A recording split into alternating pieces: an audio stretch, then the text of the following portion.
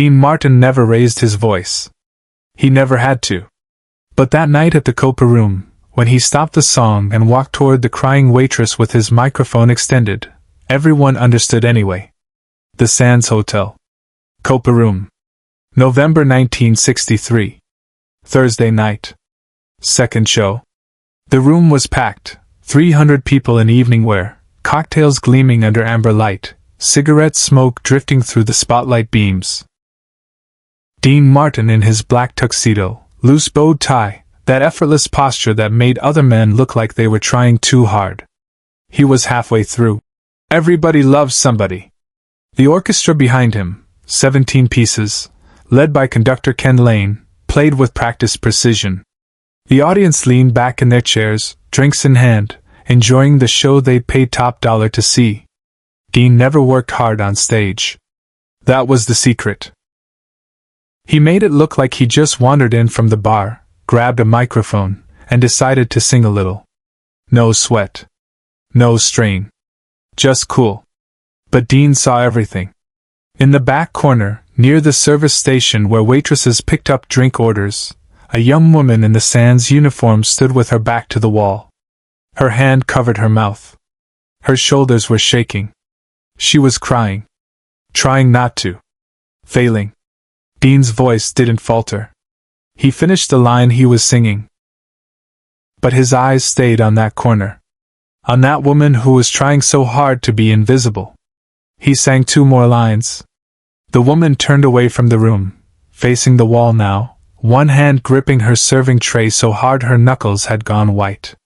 Dean stopped singing. Just stopped. Mid-phrase. Mid-note. The orchestra played on for 2 bars, muscle memory, waiting for Dean to come back in. When he didn't, Ken Lane's baton froze mid-air. The music died. The room went silent. Dean didn't raise his voice. He didn't have to. The room understood anyway. 300 people turned in their seats, following Dean's gaze to the back corner. The young waitress, couldn't have been more than 28, realized the music had stopped. She turned slightly, saw everyone looking at her, and her face crumpled with fresh shame. Dean stepped away from center stage. Not rushed. Not dramatic. Just walked with that same easy grace he brought to everything. He moved through the spotlight, past the microphone stand, to the edge of the stage.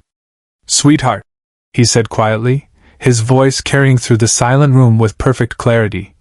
"You come on up here." The waitress shook her head frantically, mouthing the word, "No," fresh tears streaming down her face. Dean smiled. Not his stage smile. Something gentler. "I'm not asking, honey.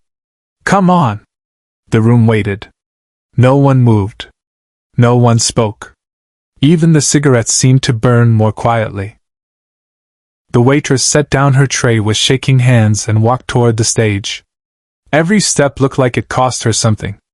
The audience parted slightly, creating a path through the tables.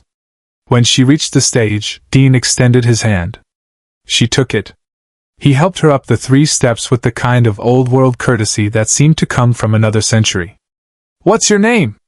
Dean asked, still holding her hand. "Margaret," she whispered. "Margaret. That's a beautiful name." Dean turned to the audience. "Folks, this is Margaret. She works here. And something tells me Margaret's had a hell of a day." A few nervous laughs rippled through the room. Margaret tried to pull her hand back, but Dean held it gently. "You don't have to tell me what happened," Dean said, speaking just to her now, though everyone could hear. "But I'm gonna tell you what I see. I see a woman who came to work tonight even though her whole world might be falling apart. I see someone who's trying to hold it together for everybody else. And I see someone who deserves a moment to not be alone." Margaret's face crumpled again. Dean let go of her hand and picked up his microphone from the stand. He held it out to her. "You know this song?"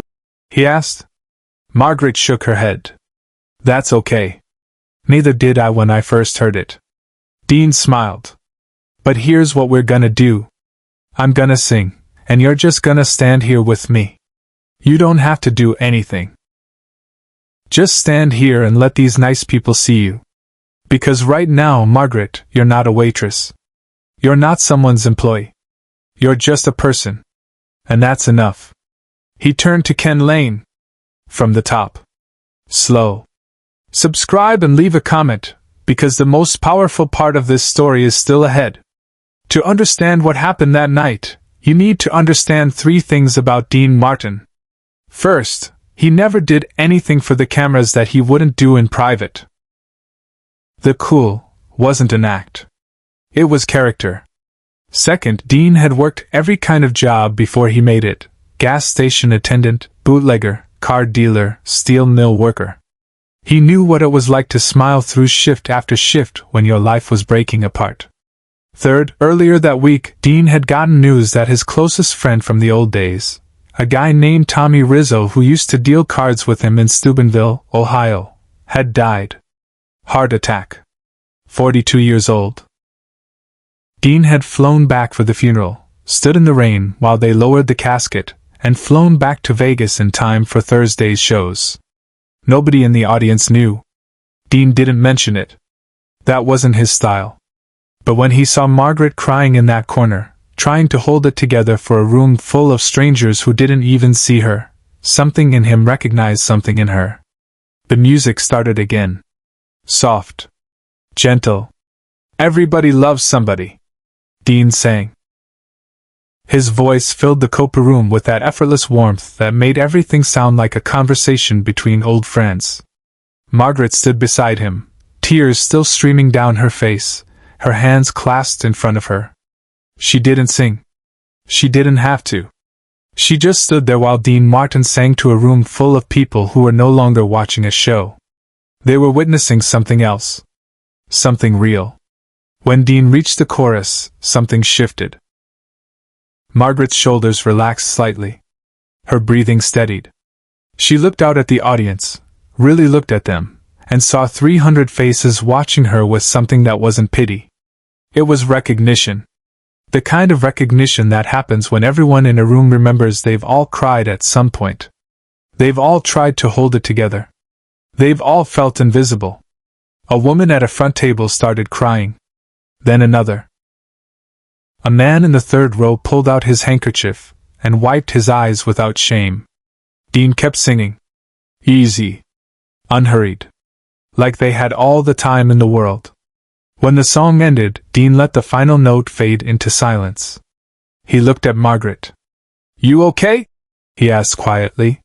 She nodded. My husband, she said, voice breaking. He died. 2 weeks ago. Car accident. I came back to work because I couldn't afford not to, and I thought I could. I thought I could just. Yeah, Dean said softly. I know. He turned to the audience.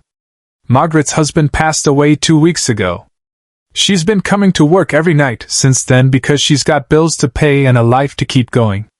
And tonight, right in the middle of my mediocre singing, she had a moment where it all caught up with her.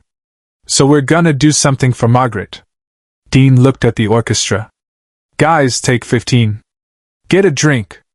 On me. The musicians looked confused but stood up, filing off the bandstand. Dean turned to the audience. Here's what's gonna happen. Show's over for tonight. You all paid good money to see me sing, and instead you got something better. You got reminded that we're all human. So I'm sending you home early. But before you go, I want you to do something for Margaret. He walked to the edge of the stage and pulled out his wallet. He took out several bills, looked like hundreds, and handed them to Margaret. This is from me, he said. But I want everyone in this room to do the same. Not because Margaret needs charity, but because she needs to know she's not invisible. She matters. And when you leave tonight, I want you to remember that the person serving your drink, parking your car, cleaning your room, they've all got a whole life you know nothing about. And maybe they're holding it together by a thread. So be kind. Always. Even when no one's watching. Backstage, Dean made a choice no one expected, because it wasn't for the cameras. The audience stood. Not with applause, that came later. They stood in silence, processing what had just happened. Then, one by one, people began walking to the stage. An elderly man in an expensive suit climbed the stairs, shook Dean's hand, and handed Margaret a folded $100 bill. "My wife died last year," he said to her. "I know." A younger couple came next. Then a woman in pearls. Then a veteran with a cane. One after another, people came to the stage, handed Margaret money, shared a few words, and walked away. Dean stood beside her the whole time. Not performing. Not smiling for effect. Just present. When the last person had left, and Margaret stood holding more than $4,000 in cash, she turned to Dean and broke down completely. He let her cry on his shoulder while the stage lights dimmed and the crew pretended not to watch. "My husband loved your music," Margaret finally said, her voice muffled against Dean's tuxedo jacket. "He played your records every Sunday morning. When I heard you singing tonight I couldn't." "I know," Dean said again. "What was his name?" "Robert." Dean nodded. He walked to the edge of the stage, picked up a glass of water someone had left there, and handed it to Margaret. "Drink this. Then go home. Take tomorrow off. Take the whole week if you need it. I'll square it with your manager. I can't afford." "Yes, you can." Dean gestured to the money in her hands. "And if that's not enough, you come find me. I'm here every Thursday through Sunday. You understand?" Margaret nodded. Dean helped her down from the stage. He walked her to the door, past the empty tables and extinguished candles.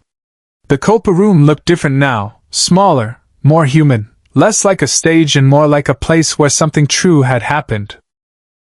But what happened next was the part nobody, not even the band, was prepared to witness.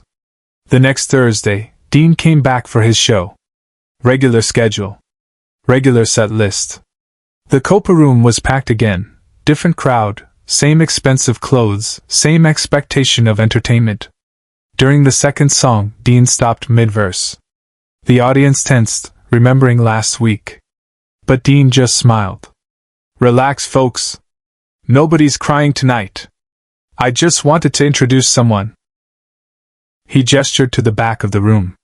Margaret stood there in her uniform, no longer crying, holding a serving tray with a single glass of water on it. "That's Margaret," Dean said. "She's back at work. And she's doing just fine. Aren't you, honey?" Margaret nodded, smiling through fresh tears, but these were different tears. Dean raised his glass. "To Margaret. And to Robert. And to every one of you who remembered to be human last Thursday night." The room erupted. Not in polite applause. In a roar of recognition and approval. People stood. They cheered. Not for Dean. For Margaret. For themselves. For the moment they'd all shared that wasn't about the show. Dean let it go on for a moment, then raised his hand. The room quieted. "Now," he said, loosening his bow tie with that trademark gesture, "let's sing something happy before I start crying too." The music started. Dean sang. Margaret worked her shift. Life continued. Share and subscribe. Make sure this story is never forgotten. Margaret worked at the Sands for another 12 years. When people asked her about that night, she always said the same thing. "Dean Martin saw me when I was invisible. And he made a whole room see me too." Dean never talked about it publicly. That wasn't his style. But years later, after he'd retired from performing, a reporter asked him what his proudest moment on stage was. Dean thought for a long time. Then he said, "There was a waitress once." Copa Room. She was crying. I stopped the show. That was the only night I ever felt like I did something that mattered. The reporter pressed for details. Dean just shrugged. "She knows," he said. "That's enough." Margaret kept the money. Used it to start over. Eventually opened a small restaurant in Henderson. She hung a single photograph on the wall, Dean Martin on stage, microphone in hand, looking toward the camera with that knowing smile. Below it, a small plaque. "He saw me when I was invisible." When Dean Martin died in 1995, Margaret closed her restaurant for 3 days. She stood in her empty dining room and played his records, just like Robert used to do on Sunday mornings. Everybody Loves Somebody came on. She didn't cry. She smiled. Because Dean had been right. She wasn't invisible. She never had been.